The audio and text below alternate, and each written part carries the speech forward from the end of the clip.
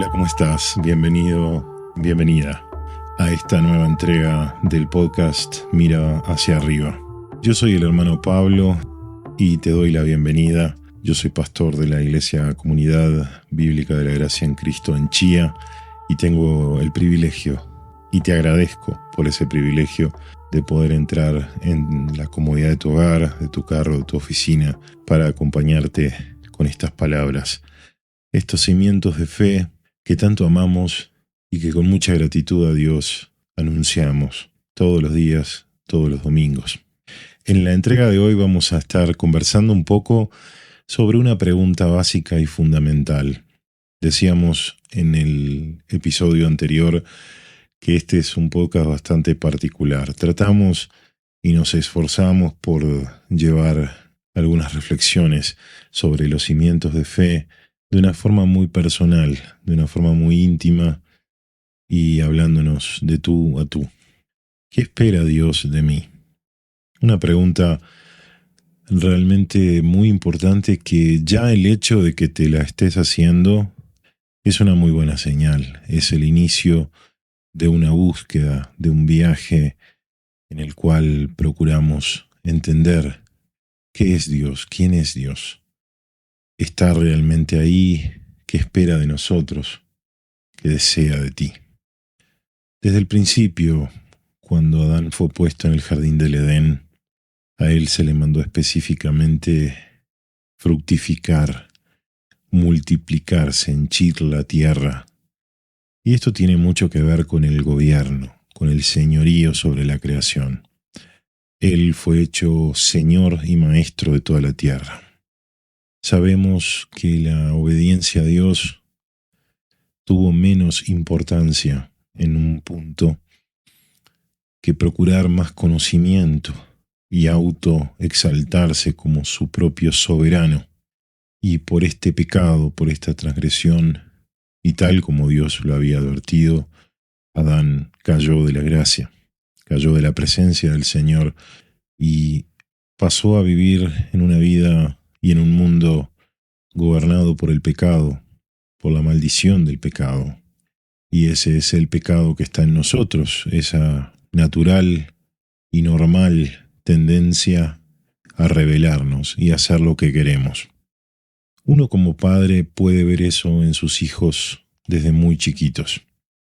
Ese fastidio de tener que obedecer, de tener que sujetar la voluntad propia, de tener que sujetar los propios deseos al mandato y a la voluntad de un padre que es obviamente más sabio, más experimentado, y que siempre por amor nos impone restricciones, reglas y leyes. Y esto siempre ha sido así a lo largo de toda la historia de la humanidad. Los hijos de Adán encontraron en un momento el mandato del Señor de ofrecer sacrificio. Esto es, de dar de sí. Y Abel decidió entregar al Señor de las primicias de su campo y del ganado lo mejor que él tenía. Por otro lado, Caín decidió dar de los frutos de su campo, de los vegetales. Y ciertamente dice la Escritura que el Señor miró con agrado la ofrenda de Abel. Y obviamente tiene que ver también con el tipo de ofrenda, entendiendo que Abel estaba entregando en ese sacrificio por derramamiento de sangre su confianza en la capacidad de perdonar que Dios tiene. Ese perdón siempre lleva derramamiento de sangre porque es el pago a la justicia que fue ofendida y transgredida, la ley en realidad. Sin embargo, también está lo subyacente, que tiene que ver con el corazón. Abel hizo esta ofrenda con confianza, con fe en el Señor. Caín, sin embargo, lo hizo simplemente para mostrar quizás todo lo que él había podido cosechar con su propio esfuerzo. Y esto tiene un pensamiento circular a la pregunta inicial que estuvimos reflexionando. ¿Qué quiere Dios de mí? Si pudiera definirlo en una sola frase, en una sola palabra, sería que seas humilde y confíes en tu Dios, en tu Padre, en tu Señor. Muchas veces no entendemos, la gran mayoría de las veces no entendemos el designio, el propósito de Dios con las experiencias y los sucesos, muchas veces trágicos, de nuestra vida. Transitamos esta vida siempre con la esperanza de encontrar una felicidad, y lo empírico de la vida nos enseña que lo que encontramos es desafío, prueba, tristeza y entre medio, intercalados, algunos momentos de alegría. El Señor le enseñó a los discípulos que esta es la vida eterna, que te conozcan a ti, el único Dios verdadero, y a Jesucristo, a quien has enviado. Conocer a Dios es mucho más que escuchar de Él, es mucho más que tener información sobre Él. Conocer a Dios es llegar a un vínculo de amor eterno y profundo con Él, un vínculo salvífico o salvador. Dice la palabra que todos los que Él conoció, esto es Dios, desde el principio, de antemano los preordenó, de antemano los predestinó para salvación y vida eterna. Y a los que predestinó, a estos también llamó, y a quienes llamó, a estos también justificó, y a quienes justificó, Él también glorificó. Desde la mente y el corazón de Dios no existe tal cosa como lo que nosotros percibimos como el tiempo. Dios ha creado esta hermosa creación magnífica que le exalta y muestra muchos de sus atributos y perfecciones. Pero creo que todo lo que más muestra sus atributos divinos es el proceso de la gracia y de la justicia. La aplicación de esa gracia maravillosa con la cual Él, sin que la criatura merezca nada, Él desciende al nivel de la criatura, toma forma de la criatura en la persona de Cristo, camina y anda con la criatura, el hombre. Y no solo eso, sino que también intercede por la criatura, propicia la ira de Dios frente a la transgresión de la ley de esta criatura, y lleva y carga sobre sus propios hombros el peso de esa transgresión, el castigo, el juicio y la ira de tal transgresión sobre él. Habiendo pagado esta tremenda deuda de pecado de la humanidad, Él extiende perdón, Él extiende su gracia a sus hijos, a quienes el Padre ha escogido. Y difícilmente es entender quiénes son esos escogidos, dónde están los hijos de Dios caminando sobre la tierra. Muchos de ellos aún no han venido al arrepentimiento, no han venido a Cristo, y son estas almas a las que nosotros tenemos el privilegio y la responsabilidad de ir y llevar la palabra, la buena nueva, de que hay un Salvador, que es Cristo el Señor, e invitarles a poner toda su confianza en Él y en el Padre que le envió. Y ese proceso de poder mirar a Cristo, de poder mirar a Dios, a su santidad, que todo aquel que la ha contemplado conoce lo terrorífico que puede ser para el hombre pecaminoso contemplar esa gloria. Así sea por el poder del Espíritu Santo, es una gloria que lo humilla a uno a puntos y a niveles insospechados. Cuenta Isaías 6 que Isaías, cuando vio la gloria de Dios en el templo, cayó como muerto. De la misma forma, Pedro, en los primeros días del ministerio del Señor, cuando lo reconoció después del milagro de los peces, cayó de rodillas y le dijo: «Aléjate de mí, Señor, que soy hombre pecador». Esa naturaleza humana de repente se fractura.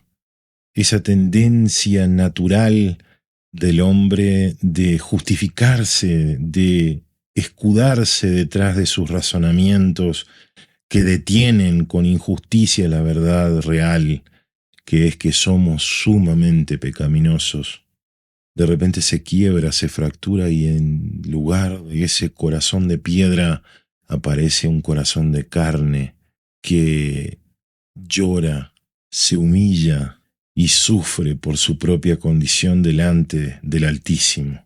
Y es ese momento en el cual el Espíritu Santo, como viento que no se sabe de dónde viene ni a dónde va, sopla vida y resucita ese espíritu muerto en delitos y pecados y lo trae al conocimiento de la gloria de aquel que le ha perdonado.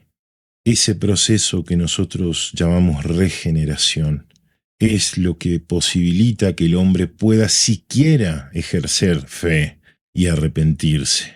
Y recién desde ese momento empieza el corazón a desear a Dios, empieza a amar a Dios, empieza a buscar a Dios y empieza a esforzarse para vivir esa ley de Dios, no por miedo, no por presión o por hábito religioso, sino por amor.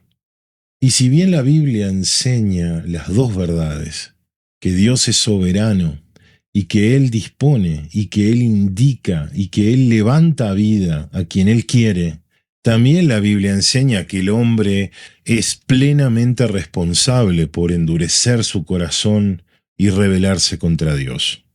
Entonces, en esas dos realidades, quiero que te enfoques en la parte que a ti te corresponde. Y la parte que a ti te corresponde es buscarlo, mirar a Dios y mirarte al espejo, caer de rodillas a los pies de la cruz y humildemente pedir perdón. Porque no importa realmente cuán bueno crees que eres. No importa realmente cuántas buenas obras dices que haces o que realmente haces. Lo cierto es que toda persona que camina y caminará en este mundo ha nacido de la simiente y del linaje de nuestro primer padre, y en su naturaleza ha heredado la misma tendencia a pecar. Y si no sabes qué es el pecado, pues es muy simple. Ve y repasa la ley de Dios, que está en los 10 mandamientos. Lee Mateo capítulo 5 al capítulo 7, el Sermón del Monte, y podrás ver claramente cuál es la naturaleza santa de nuestro Dios, y cuál es la manera que un hombre santo debe vivir, y verás que nadie realmente ha podido. Y frente al terror y a la realidad de que comparecerás delante de Dios para dar cuenta de tus obras, pensamientos y palabras, llega a nosotros esa necesidad absolutamente inevitable de pedir perdón. Solo un hombre pudo vivir esa vida. Solo un hombre pudo cumplir cabal y completamente esa ley. Solo un hombre pudo vivir la vida que tú no has podido vivir. Y Él se ofrece a darte esa justicia que Él tuvo, esa santidad y esa perfección, a pasártela a ti, a acreditarla en tu cuenta. Y se ofrece a que todo tu pecado, todo el castigo y la ira por tu pecado sea cargado en la cuenta de Él. De hecho, Él ya lo hizo. Cuando Él dijo en la cruz, consumado es, literalmente dijo, está cancelada la deuda, está cerrado el proceso. Y lo único que te pide es que confíes en Él, que vivas para Él, con Él y en Él. Por eso, respondiendo a la pregunta fundamental, ¿qué quiere Dios de ti? Dios quiere que le ames y confíes en Él, tengas fe en el que Él envió para guiarte, salvarte, redimirte, liberarte. Y por último, esta confianza se traslada y se traduce a la confianza en su palabra. A Cristo se le dijo el Verbo. En Juan capítulo 1, Él es llamado el Verbo de Dios. Y esa palabra que ha salido de boca de Dios desde el principio ha sido registrada y está presente. Y no solo presente en nuestra vida, sino accesible a nuestra mano, en la Biblia, en las palabras de las Escrituras. Toda la Escritura es útil, toda, y es inspirada por Dios. Y esa humildad debes tenerla hacia su palabra, hacia la sumisión a sus instrucciones. Naturalmente que si creemos en Él, le amamos y confiamos en Él, tomaremos muy seriamente sus instrucciones, sus mandamientos y sus enseñanzas. Dios es sabio, Dios es todopoderoso, omnipotente, justo y misericordioso. Y sobre todo Dios es bueno y es santo. Mi invitación a ti hoy, y espero que el Señor te ayude a ello, es a que puedas acercarte a Él por medio de la palabra. Y la oración, por supuesto. Evidentemente, no solamente debemos leer sus palabras, sino que también debemos hablarle y escucharle, sentirle. Eso es lo que quiere Dios de ti. Y espero que puedas humildemente ir a Él, porque ciertamente todo aquel que toca, se le abre la puerta. Todo aquel que busca, recibe. Todo aquel que llama, se le abre. Esa es la promesa y es realmente grandiosa. Es realmente maravillosa. Es mi oración que así sea y que puedas buscarle para recibirle. Porque a todos los que le recibieron, a Cristo nuestro Señor, Él les dio potestad de ser hechos hijos de Dios. Ya no hijo de hombre ni hijo de la carne, sino hijo del Altísimo. Y quienes hemos sido hechos hijos de Dios, hemos, de una forma o de otra, podido contemplar su gloria, como del unigénito del Padre, lleno de gracia y de verdad. Gracias por acompañarnos en este nuevo episodio. Que el Señor te bendiga, a ti y a tu familia, y que podamos encontrarnos, Dios mediante, en la próxima oportunidad. Muchas gracias y bendiciones.